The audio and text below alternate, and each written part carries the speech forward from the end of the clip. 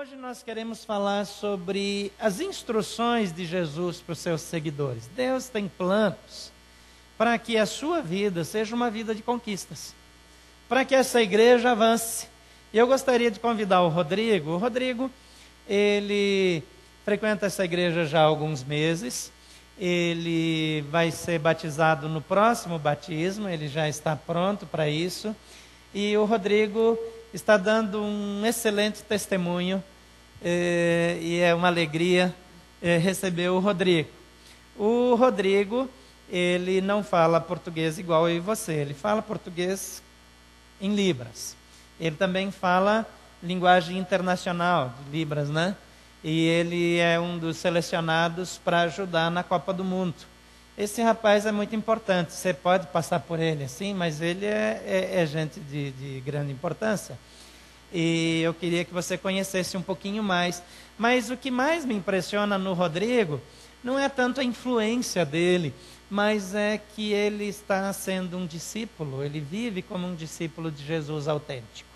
A maneira como ele compartilha o amor de Jesus, as coisas que ele está fazendo como discípulo, marcaram a minha vida, e eu pedi para ele compartilhar um pouco daquilo que Deus está fazendo através da vida dele e como ele está levando isso adiante. Então, o Rodrigo é que vai falar com vocês. Ele também é o professor do curso de Libras, então ele ensina ouvintes a se comunicarem adequadamente com não ouvintes. Então, ele já tem ministério, está trabalhando entre nós, e ele é uma bênção, e por isso ele vai compartilhar. Então, o Rodrigo não precisa de microfone, porque ele fala com as mãos. Então, você preste bastante atenção no testemunho dele. Amém. Obrigada. Graça e paz do Senhor Jesus para todos. É um prazer estar aqui. Agradeço ao pastor Gilberto pelo convite, por estar aqui tendo essa oportunidade. E eu gostaria de falar como foi meu testemunho. Eu tive alguns momentos da minha vida fora um pouco da igreja, não tão firme. E aí eu sempre usava o Facebook por motivos, por bobagem, postando bobagens, pensamentos, angústias. E aí um dia eu orando a Deus, Deus falando comigo, eu falando com Deus, compartilhando, colocando o meu passado, os meus erros, minhas falhas, decidindo não querendo mais andar metade no mundo, metade na igreja. Voltei a ficar firme para a glória do Senhor. E aí eu normalmente abro o Facebook, e aí eu olhei e pensei, bom, Senhor, eu quero te entregar tudo para a glória do teu nome. Então use inclusive o Facebook. Eu comecei a tirar todas as minhas postagens antigas de bobagens. E aí eu comecei a sempre colocar versículos, pensamentos, aquilo que Deus ia ministrando no meu coração. E aí, ingenuamente, assim, sem nenhuma pretensão, ia compartilhando com as pessoas. E com o tempo as pessoas começaram a perceber que eu estava diferente. Falou, nossa, o Rodrigo falando de Jesus o tempo todo, o que aconteceu? Eu tenho uma amiga chamada Alice. Ela mora lá em Recife, né? E aí, esse episódio eu gostaria de compartilhar com vocês. Ela me conhece há muitos anos, conhece da minha vida. E aí, quando eu comecei a modificar o meu testemunho através do Facebook, ela veio e me perguntou pela internet, falou, nossa, Rodrigo, que frase bonita. De onde você tirou? De que livro? Aí eu falei, bom, essa é da Bíblia. Às vezes é algo que Deus fala no meu coração. E aí eu comecei a observar que ela me reparava. Alguns amigos que são em comum da Alice, eu falei, bom, eu vou pegar o endereço. Pedi escondido dela, ela não sabia. E aí um daqueles livros que estavam sendo vendidos, O Nome de Jesus, Seu Nome é Jesus, aliás, eu peguei e mandei por carta, né? Eu mandei uma encomenda, surpresa para ela. E aí ela me retornou falando que estava muito feliz pelo presente, que não esperava aquilo, que lindo, que o livro era maravilhoso, me agradeceu muito. E eu continuei orando por ela, que Deus abençoasse. E aí eu percebi que ela estava sempre interessada, me fazia perguntas por causa da Bíblia, significados. Enfim, teve uma oportunidade que ela veio em Brasília passear.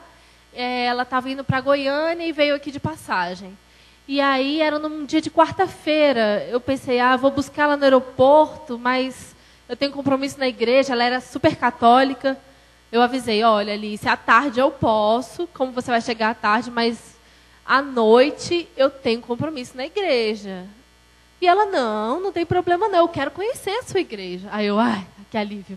Bom, fomos juntos no culto de quarta-feira. Ela foi ministrada, foi muito bom, ela se encheu de paz. E foi um momento muito agradável com o Senhor. Eu continuei orando por ela, ela viajou. Ela ia passar de volta em Brasília, mas no domingo ela acabou não podendo vir, né, porque ela foi a Goiânia. Aí na terça ela voltou para Brasília e quarta-feira eu falei, e aí? Ela falou comigo, e aí, vamos se encontrar? Eu falei, bom, eu tenho novamente um compromisso na igreja. Ela, não tem problema, eu vou junto, quero conhecer. E aí eu estava naquele estudo de Um Mês para Viver, né? E ela compartilhou, porque a gente estava no estudo junto com o Gustavo, e ela gostou muito, foi impactada. Bom, foi mais uma experiência, né? Na quinta-feira ela foi embora para Recife, e com o tempo, numa outra quarta-feira, ela me mandou mensagem, que saudade da terceira, pena que eu estou em Recife, queria estar aí com vocês. E eu continuei orando por ela, e ela continuava me perguntando coisas sobre a Bíblia. E eu, às vezes, perguntava para um outro amigo surdo, enfim, alguém que estivesse lá em Recife para aconselhar, compartilhar e poder trazer reforço, né? O Rafael, que é um amigo surdo nosso também, ele também, a Débora e também outras pessoas começaram a ter contato com ela pela internet, reforçando tudo aquilo da palavra de Deus. No dia 22 de outubro passado, eu estava no curso de Libras, né? Eu já tinha começado, e à noite eu fui para um show da Igreja Ebenezer. Fui com uns amigos surdos, tinha intérprete, enfim, fomos lá louvar a Deus. E aí, de repente, chega uma mensagem dela. Rodrigo, eu aceitei Jesus. Eu fiquei muito feliz, e aquele momento no show eu só sabia glorificar a Deus e ver como Deus é maravilhoso, porque de uma forma que parecia tão simples, que é no Facebook, às vezes ela é católica, imaginava, ela começou a postar tudo no Facebook, que não queria mais saber de ídolos, que não queria mais saber daquela igreja, que tinha conhecido a verdade, postava versículos, que era o embasamento da fé dela. E eu fiquei muitíssimo feliz e agradecido a Deus por todo esse processo que eu pude participar. Agora, eu realmente posso dizer que eu uso também o Facebook para glorificar a Deus. Porque eu sou muito grata a Deus também por uma pessoa chamada Gustavo, que sempre me animou, me apoiou. Eu acredito que Deus tem usado ele como um presente de Deus. Antes dele ter contato comigo, eu não estava bem com Jesus, eu estava realmente desviado. E ele me animou, ele me contagiou, e eu sou muito feliz, ele também, a esposa Renata. E agora eu quero glorificar a Deus todos os dias e agradecer a esse amigo que eu ganhei. Muito obrigada. Amém.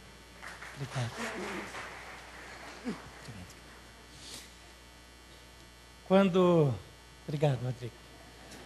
Quando a gente olha para tantas dificuldades que alguém com uma limitação de audição poderia ter, primeiro que eles falam mais do que a gente, né? Segundo que não tem nada que possa impedir de compartilhar do amor de Jesus. Quando um discípulo de Jesus influencia outro discípulo, ele incluiu o Gustavo aqui no testemunho dele, que se importou para cuidar dele. Essas pessoas estão aqui servindo, interpretando, ajudando, porque eles são parte da família de Deus. E eles estão levando o Evangelho. Eu e você precisamos levar o Evangelho, porque somos só uma família, um só povo. Jesus espera de nós que nós estejamos influenciando, afetando a vida de outras pessoas, compartilhando. Eu vejo tanta bobagem no Facebook, que eu também ando por lá, E de vez em quando a gente fica com muita vontade de bloquear alguém, assim, porque só vem bobagem. Mas tudo na minha vida, tudo, deve ser usado para a glória de Deus, para alcançar pessoas por Jesus. Não há mais limites, não há distâncias, não há barreiras, porque hoje o mundo ficou pequeno, a internet nos aproximou de uma maneira. E hoje eu gostaria de falar exatamente sobre isso.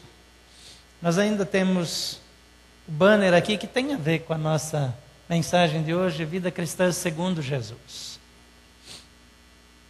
Quais são as instruções de Jesus para seus seguidores, para que a sua caminhada seja uma caminhada de sucesso? Para que a vida seja uma vida relevante, que faça diferença, para que pessoas sejam tocadas em todos os lugares. A igreja não é um lugar, não é um prédio onde nós vamos criar um espaço confortável, onde nós queremos fazer coisas que nos agradem. Nós somos discípulos de Jesus, muito mais do que membros de uma igreja. Nós, muito mais do que sermos de uma determinada denominação, nós somos discípulos de Jesus. Nós não fomos chamados para ser cristãos. Jesus nunca nos chamou para sermos cristãos, Ele nos chamou para que fôssemos discípulos dEle. Em Mateus capítulo 10, versículos 5 a 15, Ele dá instruções para que esses discípulos tenham sucesso na missão, para que vidas sejam alcançadas, assim como o Rodrigo foi influenciado por alguém que se importou com ele, e ele se importou em compartilhar aquilo que ele está vivendo com seus amigos no Facebook, e os seus amigos também aqui perto. Deus quer nos usar.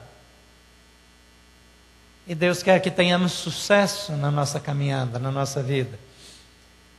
O texto diz que Jesus enviou esses 12 com as seguintes instruções: não se dirijam aos gentios, nem entrem em cidade alguma dos samaritanos. Antes dirijam-se às ovelhas perdidas de Israel. Por onde forem, preguem esta mensagem: o reino de Deus está próximo.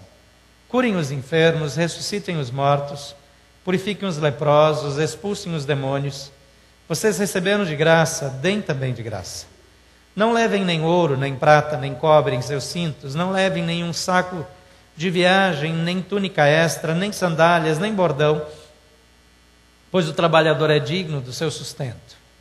Na cidade ou povoado que entrarem, procurem alguém digno de recebê-los. E fiquem em sua casa até partirem. Ao entrarem na casa, saúdem-na. Se a casa for digna, que a paz de vocês repouse sobre ela. Se não for, que a paz retorne para vocês. Se alguém não os receber, nem ouvir as suas palavras, sacudam a poeira dos pés quando saírem daquela casa ou cidade. E eu lhes digo a verdade: no dia do juízo haverá menor rigor para Sodoma e Gomorra do que para aquela cidade. Vamos orar mais uma vez. Pai, nós te louvamos porque o Senhor fala conosco. Nós te louvamos porque a tua palavra, ela é repleta de instruções significativas que podem mudar a nossa vida, a nossa trajetória. Obrigado porque o Senhor se importa conosco e o Senhor deseja que nós nos importemos também com os outros. Obrigado porque as instruções do Senhor nos levam a uma vida bem-sucedida. Fala conosco através da tua palavra nessa manhã, para compreendermos o teu propósito e efetivamente vivermos para a tua glória. Oramos em nome de Jesus. Amém.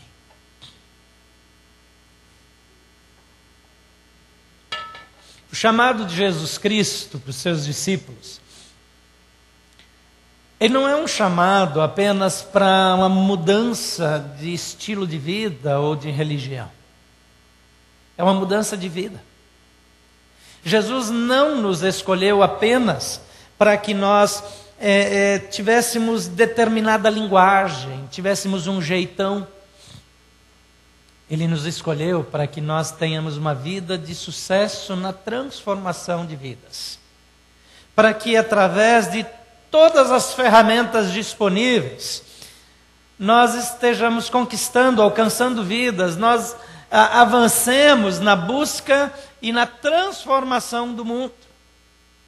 É muito difícil olhar para o Brasil, olhar para a economia, olhar para a política e não ficar desanimados. Mas Jesus Cristo é a resposta para a política, Jesus é a resposta para o equilíbrio da nação, Jesus é a resposta para a nossa vida. Nós somos chamados para uma vida de transformação. Nós somos chamados para ser agentes de transformação. E eu vejo nesse texto algumas etapas necessárias, passos, etapas no processo da conquista, etapas, e nós podemos estar numa fase ou noutra, mas deveríamos passar por todas elas, avançar, passo a passo, degrau a degrau, até chegarmos naquela posição, onde nós somos instrumento que sem restrições influencia vidas. Nenhuma igreja deveria estar muito preocupada em realistar membros, em atrair outros cristãos. A gente fica muito feliz, tem muitas pessoas aqui que chegaram de outras igrejas e que são bênção. E nós gostamos de conviver com vocês. Mas sabe, a nossa missão é alcançar pessoas que ainda não são discípulos de Jesus. Gente que nunca foi impactada. Gente que nunca foi influenciada. Quando você muda pelas razões certas, então está tudo bem, mas às vezes a gente troca de igreja pelas razões erradas. Porque a gente não gosta de alguma coisa da outra igreja. Pessoas em missão não têm muito tempo para isso, porque eles não vão para aquele ajuntamento a fim de serem satisfeitos, porque eles andam satisfeitos em Jesus. Eles não vão para o ajuntamento de cristãos para receberem, porque eles recebem todos os dias do Senhor Jesus. Porque a vida cristã, ela é composta de pelo menos 3 etapas. A primeira é receber. Quando eu estou ligado em Jesus, eu recebo toda a energia, toda a seiva de vida, tudo que eu preciso da videira verdadeira que é Jesus. Depois eu me regozijo, e porque eu me regozijo, eu cresço, eu floresço e eu passo a atrair pessoas. E a próxima etapa é frutificar. É repartir. É dar para os outros. É claro que eu recebo no ajuntamento, é claro que pessoas que estão aqui repartem comigo, e isso é bênção nas nossas vidas, mas não é esse o propósito principal. O propósito principal do nosso ajuntamento é glorificar a Deus, é devolver a Ele daquilo que recebemos. E nas nossas celebrações noturnas, não é bem noturna, né? Horário de verão, 5:30 da tarde, vamos ser sinceros. Nós usamos a estratégia principal de repartir o amor de Jesus para quem não conhece Jesus. E você deve vir também. Mas você não vem aqui para ser instruído, para receber, você vem aqui para orar, para trazer os seus amigos, para interceder por eles. Você não precisa nem ouvir a pregação, você pode ficar a pregação inteira orando por aquele seu amigo que você trouxe, e quando ele recebe Jesus, você já abraça ele, cuida dele, passa a ser o seu discipulador, aquele que vai investir na vida dele. Está tão fácil ganhar o Brasil para Cristo.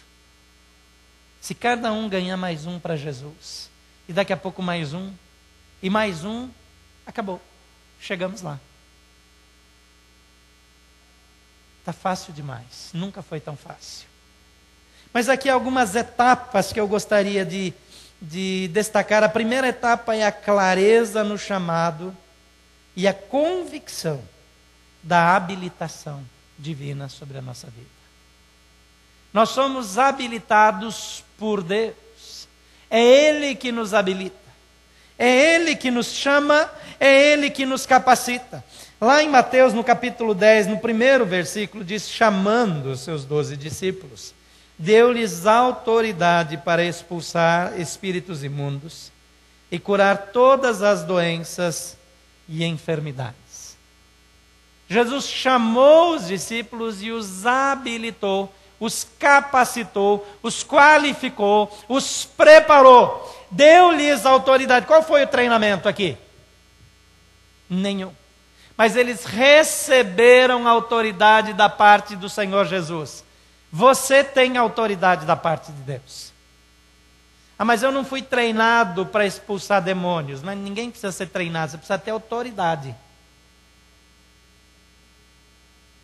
Quando um oficial nos para no trânsito, ele está investido de autoridade. Algumas pessoas não querem respeitar. Mas o desacato a esse oficial pode te levar para a prisão. Porque ele recebeu autoridade. Não importa se ele estudou mais ou menos que você.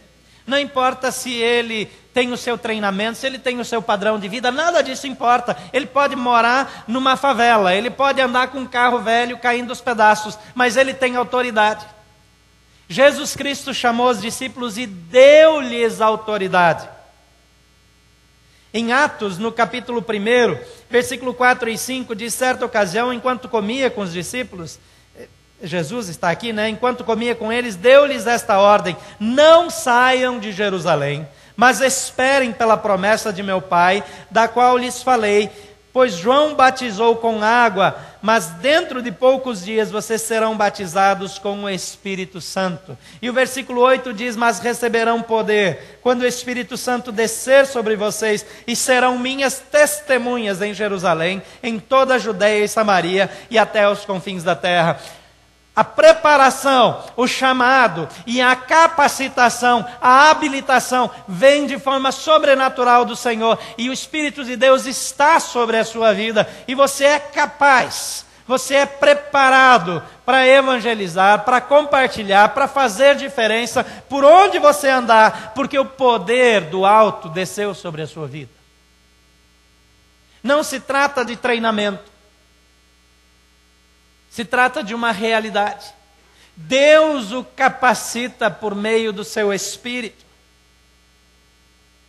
Enquanto nós não temos revestimento espiritual, enquanto não temos poder, nós podemos ter estratégias, nós podemos preparar planos, nós podemos andar de uma maneira organizada e nós podemos fazer movimentos, mas sem o poder de Deus, isso tudo é inútil, porque é só Deus que transforma vidas. Não são estratégias. Não são os recursos de retórica. Não são as pregações. Não é o ensinamento. Não é o curso. Mas é o poder. Não podemos andar sem o poder do Espírito na nossa vida. Ele nos chamou. E Ele nos capacitou. Você foi chamado por Deus? Você tem o Espírito Santo na sua vida? Sim ou não? Você realmente nasceu de novo, entregou sua vida para Jesus Cristo, foi batizado pelo Espírito Santo que habita em você? Amém ou não? Se sim, então você faz parte. Você está pronto. Estratégias vão complementar, treinamento vai ajudar, mas você tem o que você mais precisa, é o poder. A segunda coisa que eu vejo aqui muito clara é a definição do grupo-alvo, para onde eles deveriam ir. Em Mateus 10, de 5 a 6, Jesus enviou esses 12 com as seguintes instruções, observe bem. Não se dirijam aos gentios, nem entrem em cidade alguma dos samaritanos, antes dirijam-se às ovelhas perdidas de Israel. Jesus alguma vez deixou de atender os samaritanos no seu ministério aqui? Não.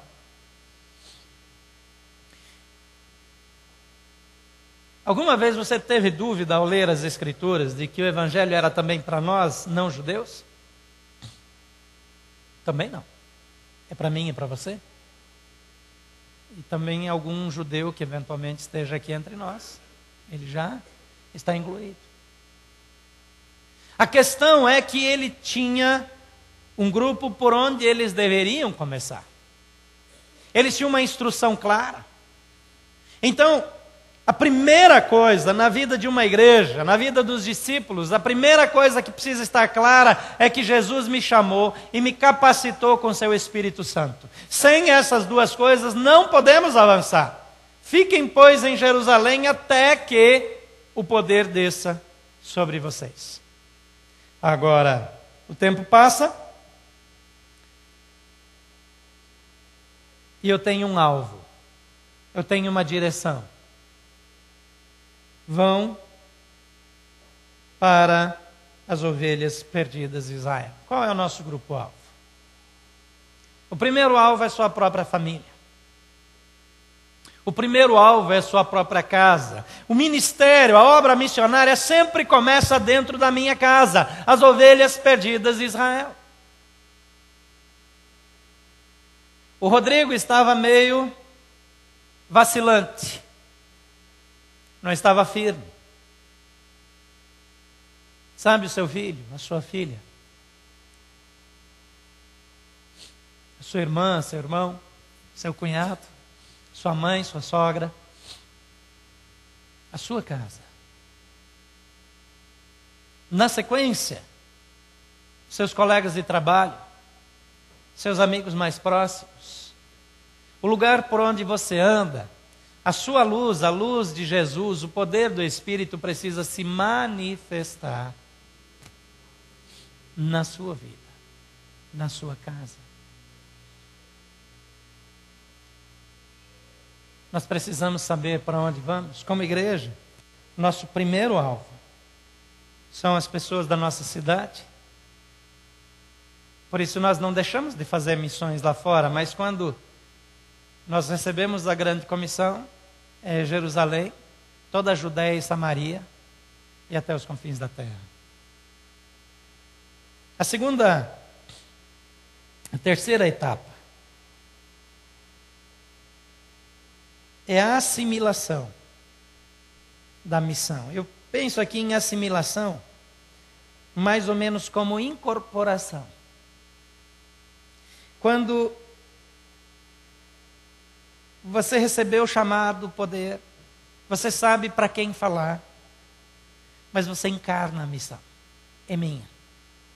Não é mais a missão da igreja, não é mais a missão dos vocacionados para tempo integral, não é missão dos pastores, dos líderes, dos professores da EBD, é a minha missão. E no versículo 7 ele diz: por onde forem preguem esta mensagem, o reino de Deus está próximo. Essa é a mensagem. Jesus vai voltar, o reino de Deus está próximo, não dá tempo para perder a vida, não dá tempo para brincar, não há mais tempo. Nós temos que anunciar o reino de Deus. Não é anunciar uma igreja, não é anunciar uma proposta denominacional, mas anunciar o reino de Deus. Por onde forem, por onde você andar, ao acordar, ao andar pelo caminho, ao deitar, ao conversar com as pessoas ao telefone, no Facebook, no e-mail, por onde você estiver, o reino de Deus está próximo. A igreja de Jesus Cristo esqueceu que Jesus vai voltar. Não falamos mais desse assunto. Porque ele ficou um assunto desagradável. Porque dizer que Jesus vai voltar significa que a minha vida talvez não dure tanto. Significa que as minhas conquistas talvez não tenham tanto valor. Significa que talvez eu não vá usufruir daquilo pelo que eu trabalhei, estudei e tanto me esforcei. O reino de Deus está próximo. Jesus vai voltar. Seu marido não cristão, a sua esposa não cristã, o seu filho não cristão pode ir para o inferno. Porque Jesus vai voltar. O seu amigo, o seu colega no banco, o seu colega de repartição, o seu sócio, talvez ele vá para o inferno. Porque Jesus vai voltar. Seu colega na universidade, seu colega de escola, seu colega do curso de inglês, seu colega de conservatório, seu colega de dança, seja lá o que for, de academia, ele está indo para o inferno. Jesus vai voltar. Essa é a mensagem. O reino de Deus está próximo. Quantas pessoas você conhece que não foram afetadas por essa mensagem? Por que é que nós não compartilhamos essa mensagem com toda a liberdade? Por uma razão bem simples. Nós não incorporamos a mensagem. Ela não é a minha mensagem. Ela é a mensagem da igreja. Ela é a mensagem dos outros. É a mensagem do Evangelho, mas não é a minha. Não existe nada na vida que eu faça que dê muito certo, que não se torne meu. A visão tem que ser a minha visão. O evangelho tem que ser meu. É a minha vida. A quarta etapa nesse processo de conquista é a identificação plena do efeito esperado. Uma outra maneira de dizer mais clara é a compreensão plena do efeito esperado. Coloque compreensão aí, junto de identificação, para você lembrar quando for olhar de novo. O que é que eu espero? Qual é o efeito colateral da minha mensagem? Curem os enfermos, curem os enfermos, ressuscitem os mortos, purifiquem os leprosos, expulsem os demônios. Vocês receberam de graça, deem também de graça. O efeito colateral da mensagem anunciada, da minha caminhada espiritual, da minha vida, é a libertação das pessoas ao meu redor, é a transformação da realidade, é o combate à corrupção, é o fim da mentira, é a libertação do efeito demoníaco. A Bíblia diz que o mundo jaz no maligno.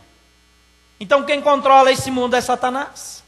Mas quando eu vivo essa verdade, eu prego essa verdade, o efeito é a purificação, a cura dos enfermos, a ressurreição dos mortos, leprosos purificados, endemoniados libertos. Por onde eu passar, pessoas precisam ser transformadas. Pessoas em condição de rua, pessoas em condição de drogadição, pessoas em situação de calamidade na sua vida existencial, na sua vida espiritual, na sua casa, no seu casamento, no relacionamento. Elas precisam ser transformadas. Deixa eu dizer uma coisa para você. Se você entregou a sua vida para Jesus, ou você pensa que fez isso, e você veio para a igreja e quem sabe foi batizado, mas a sua casa não muda, o seu casamento não melhora, você não abandona velhos hábitos ruins, você não cresce espiritualmente, desconfie do seu novo nascimento. A mensagem do Evangelho transforma um fofoqueiro, linguarudo, numa pessoa de honra. Transforma um infiel, um adúltero, num marido fiel, numa esposa fiel. Transforma um filho revoltado num bom filho. Transforma um pai negligente num pai responsável.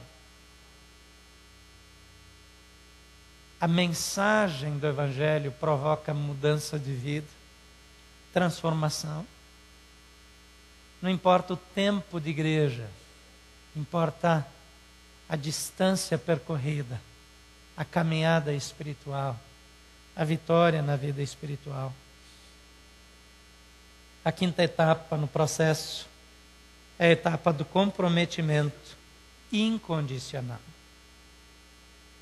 Mateus 10, 9 e 10 diz: não levem nem ouro, nem prata, nem cobre em seus cintos, não levem nenhum saco de viagem, nem túnicas extras, nem sandálias, nem bordão, pois o trabalhador é digno de seu sustento.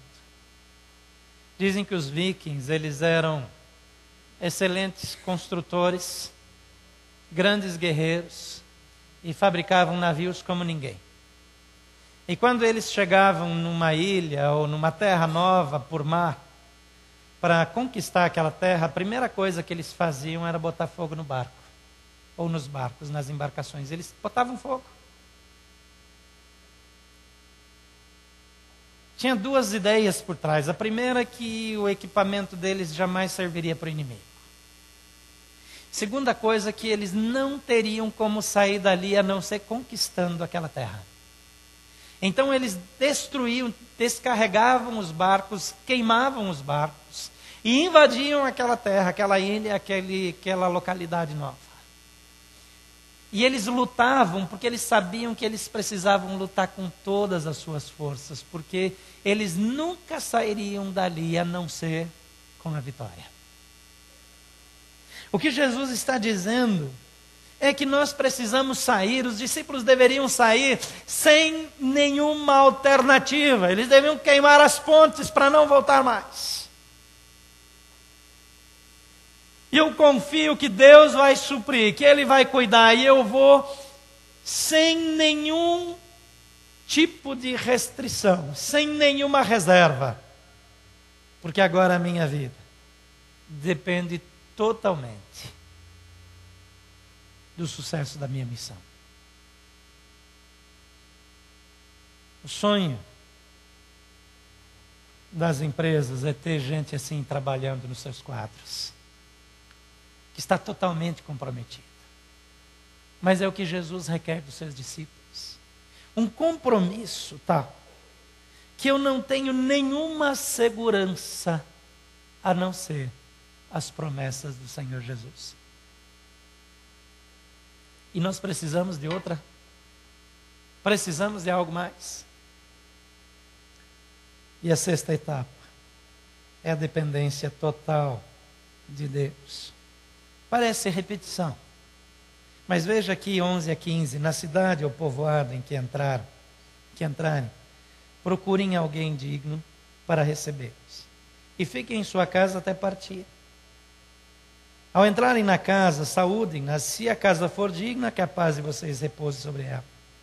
Se não for, que a paz retorne para vocês. Se alguém não os receber, nem ouvir as suas palavras, sacudam a poeira dos pés quando saírem daquela casa ou cidade.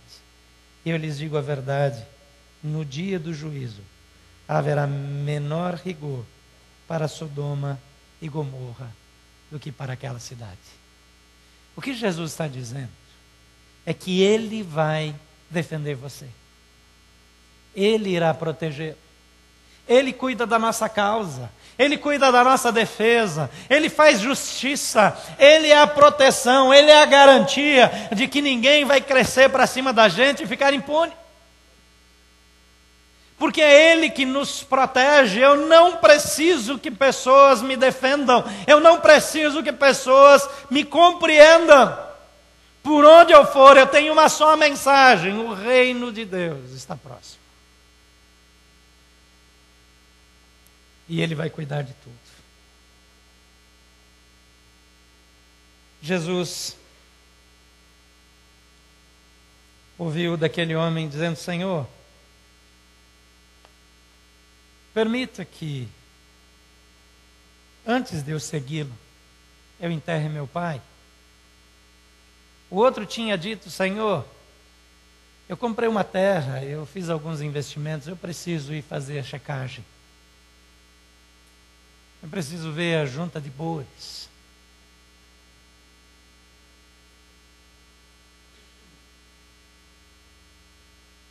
Jesus diz: ninguém que lança a mão no arado e olha para trás é digno de mim. Mas Jesus diz também que não há ninguém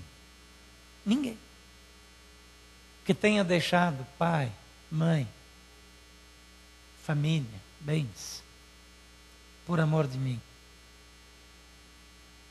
que não receba nessa vida 100 vezes mais.